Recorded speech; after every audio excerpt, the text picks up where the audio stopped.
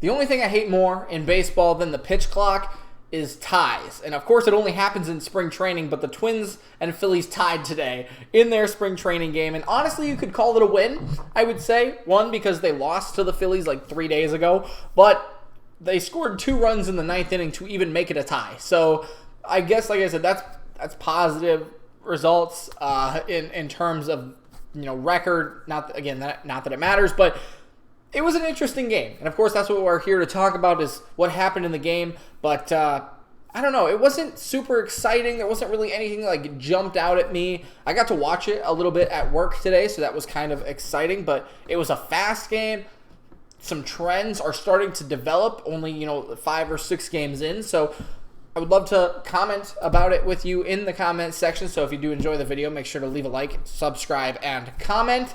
But let's get right into this video because, like I said, there are some trends I think that we're starting to notice, like I said, right away, only 5-6 games in, that could lead to some developing videos and questions and answers as we approach the regular season. So first, we're going to start with the roster today. The team that they put on the field, the starting lineup, was pretty close to, I would say, what you could see out there on any given day. You had Gallo, Correa, I think, playing in his first game this spring training. Kepler, Jeffers, Vasquez, Gordon, Farmer, and Michael A. Taylor. All of those guys could be starters on, March 30th come the regular season.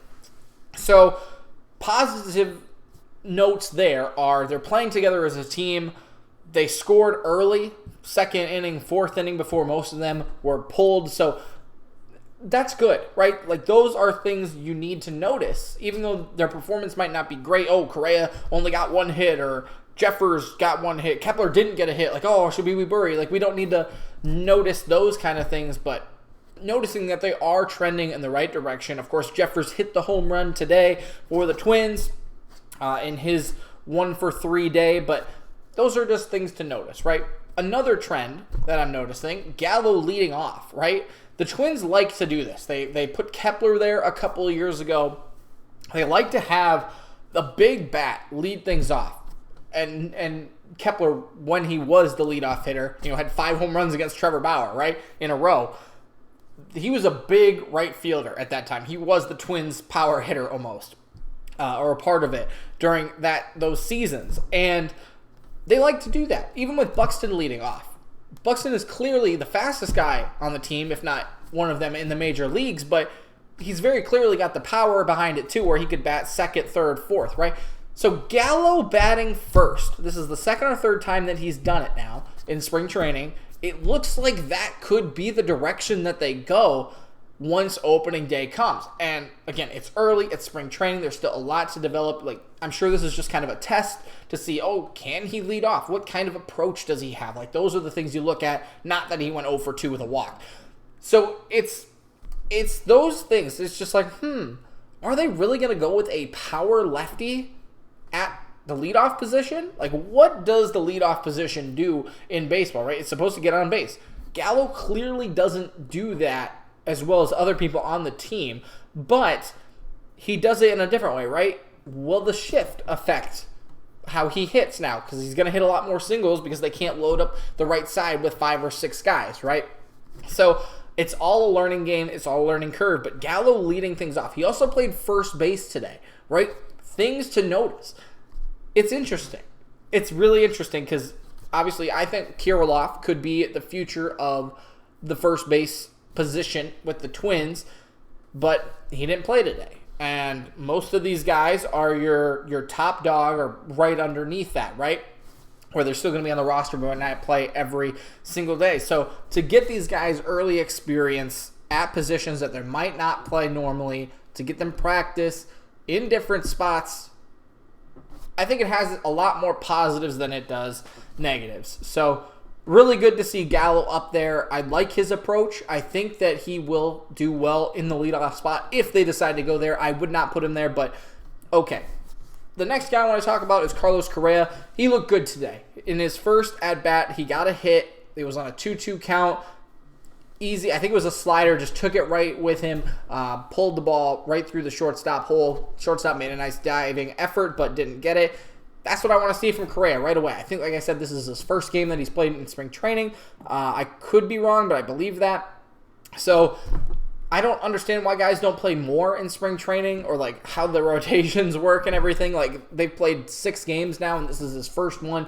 Where's the consistency at? Like, I'm sure it'll creep up as we get rolling here, but he got a hit in his first at-bat, so that was really nice. And then the last guy I want to talk about is Jeffers. He hit the home run in the 2nd inning, which made it a 2-1 game. Jake Cave, I don't know if any of you noticed that, but Jake Cave is on the Phillies now, and I can't remember if we just let him go or if he was picked off of waivers, but he's with the Phillies now, and he hit a 2-run home run today, made it a 2-0 game. He hit it off of our new man, Dennis Santana, so kind of rough to start out his career with the Twins. Kind of like Sam Dyson. I don't know if any of you guys remember that from 2019, I believe. Sam Dyson came over from the Rangers, got lit up in his first at-bat or first outings, never really recovered from that. And then he was off the team, I think, by the end of the year. He walked a ton of guys as well. Not a great start for Santana, but Ober looked good, striking out the side. Did allow 1 walk, but struck out the side in the first. Duran looked fine. I think, like, it wasn't bad. Still throwing 100. Alcala was fine. I'm not a huge fan of Sands at all. He gave up the other 2 runs in the 5th inning. I'm just not a fan of Sands. I don't know what they're trying to do. I think a lot of you guys will say the same thing about McGill. McGill had a good outing today, and hopefully I would rather have him pitch now and really develop himself, find himself. But, man, I don't know about Sands. Like I said, I think the same opinion goes both ways. Like, where do they really line up in the Twins organization? Maybe that's why you brought in Dennis Santana, right? Because you can't rely on Sands. You can't rely on McGill.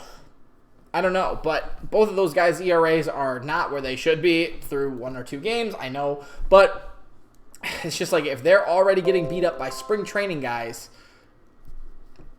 just something to notice, right? It's not a trend. It's not something to be worried about, but it's just like, from past experience, where are they leading, right? So the other runs that scored today, it was bottom of the 6th inning, I believe, or bottom of the 4th inning. That is my bad. Shoot.